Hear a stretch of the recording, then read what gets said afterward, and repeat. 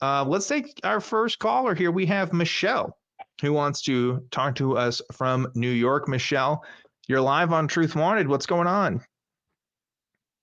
Yeah, I was wondering, would you two like to answer maybe a question I have, maybe two questions that are connected? Answer two questions. We could probably do two questions. I think that's fine. Yeah. I've got a basket full of answers. I just hope they go with the question. There you go. Yeah. Let's hear it. Okay. Do you guys think, like, why was it said that religion is the opium of the masses? I always forget who said that, like Mao Zedong or something like that? That's Carl Marx that said that originally. Oh, yeah, Marx, right. Mm-hmm. I always forget it. Always sounds like Mao Zedong, so that's why I get it wrong. Are you asking why Karl Marx said that?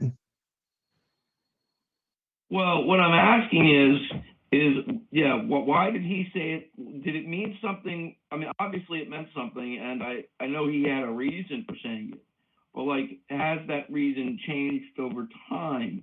Are there new and modern reasons that why it could be said that religion is the opium for the masses?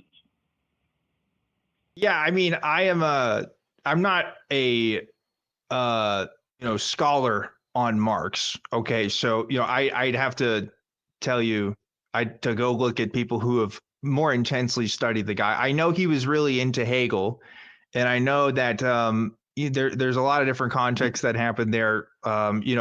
Marx's whole thing is about class analysis, right? So he's introducing these ideas of saying, hey, here's this proletariat, and here's this sort of business class, and this is what separates people.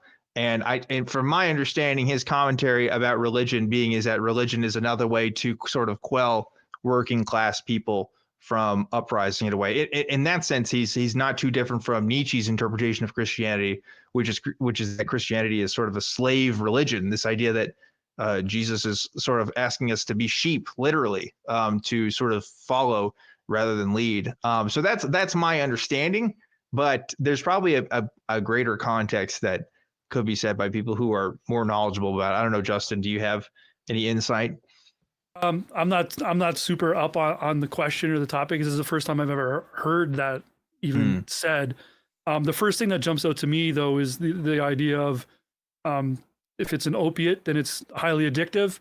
And so if I try to interpret this question just on its surface, being the first time hearing it, it kind of makes sense from that point. I mean, I notice, especially with, and Dan, you'll probably agree with this, some of the more hardcore religious people, the more deep into it they are, the harder it is to get them to like understand reason and skepticism and like, put it aside for a second and try to think about things logically.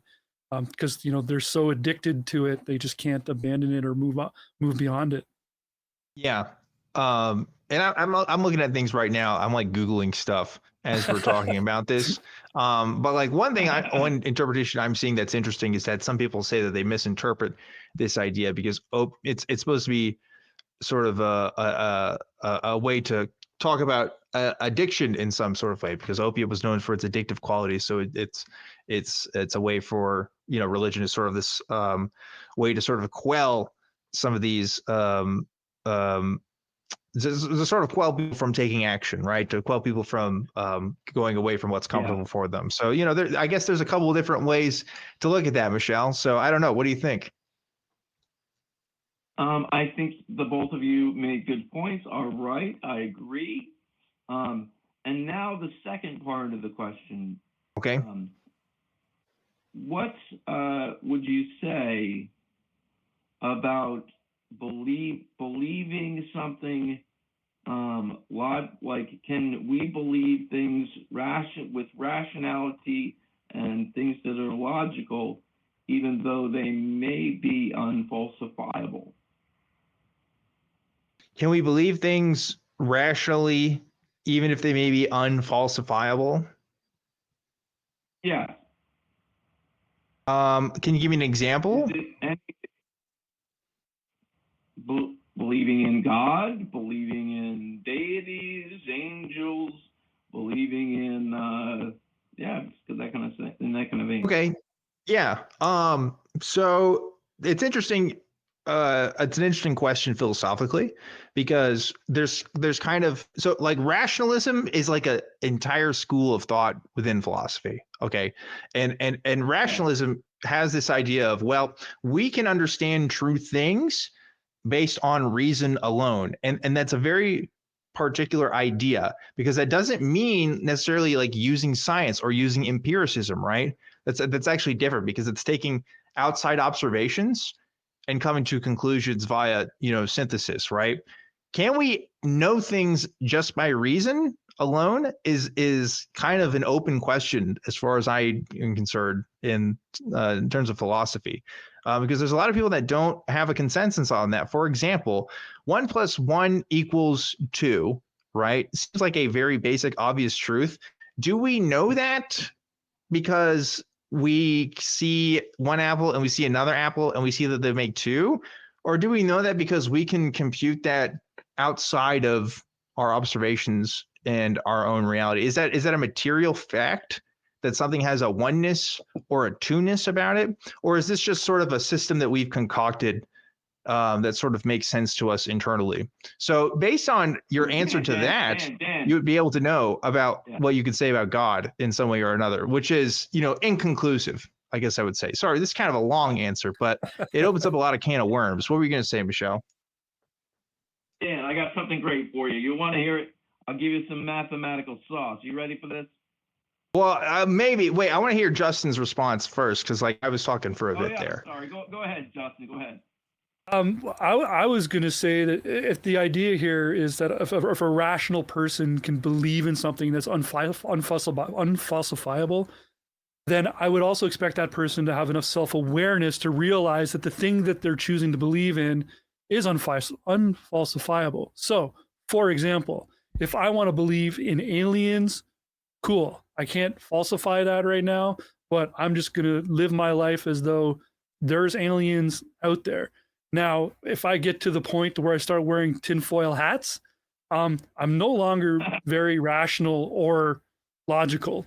So then the question kind of falls apart there, right? So, yeah, you can believe in things that are unfalsifiable if you're going to be logical and reasonable. Though you're going to put limitations on how much of that belief is going to control your life. Yeah.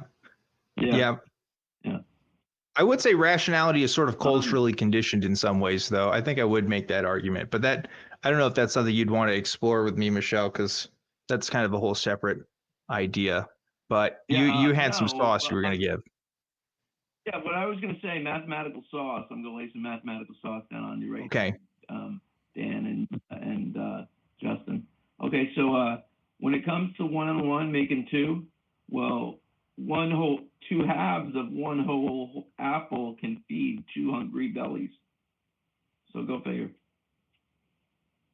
I might have missed part. I think you were telling a joke there, and I might have missed the punchline because I'm not a smart man, Michelle. No, you are a smart man, Dan. Don't ever put yourself down or apologize to yourself. Always be proud. You put me in quite the you hit me in the thinker quite many times on your show, so I appreciate hit me in the thinker. My joke. I love that. Huh? I love that he's hit you in the thinker. That's so good. Yeah, that's a good one. I'll have to remember that one. Yeah. My joke was 2 halves of 1 whole apple can feed 2 hungry children. 1/2 of 1 whole apple can feed 2 halves. No, 2 halves? 2 halves. 2 halves of 1 whole apple. 1 whole apple can feed 2 hungry children.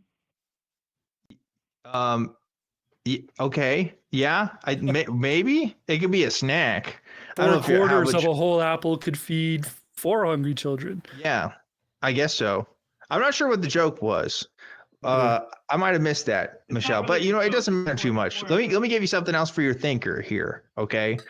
When we're talking about rationality, it's easy to put other people in this place of, well, they're not smart enough, they're not thinking about stuff rationally, they're not doing what's best for them. But like, again, I think rationality can be a bit of a subjective thing and can matter culturally. If you're a medieval peasant who isn't educated, right? Like maybe you can't read, maybe you've never left your hometown, and all you know from what people have told you is there is a God and all these things happen and there's all these decrees, and you want to live your life in a way so that you can avoid the hell and torment that would come if you don't live otherwise.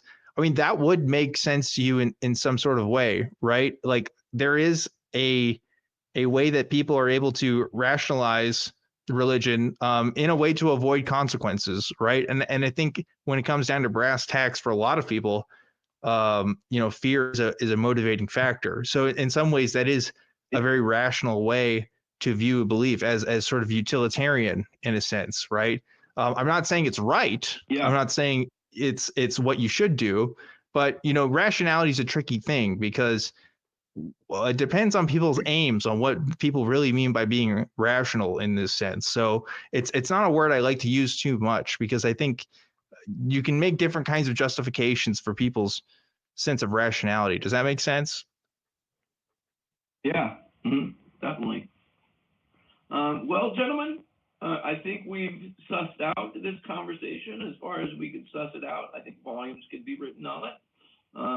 But I won't trouble or take any more of your time. And I will say thank you very much for the phone call and thank you for being convivial with me.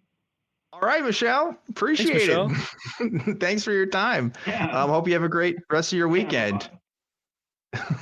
Man, that was like the most casual, just like it almost felt like we weren't doing a show. We were just on a phone, just be like, yeah, I got a question real quick. Yeah, I got a twofer. Yeah. And also, yeah. That was interesting. We talked about Karl Marx, we talked about rationality, and we talked about apples. So and hitting people in the thinker.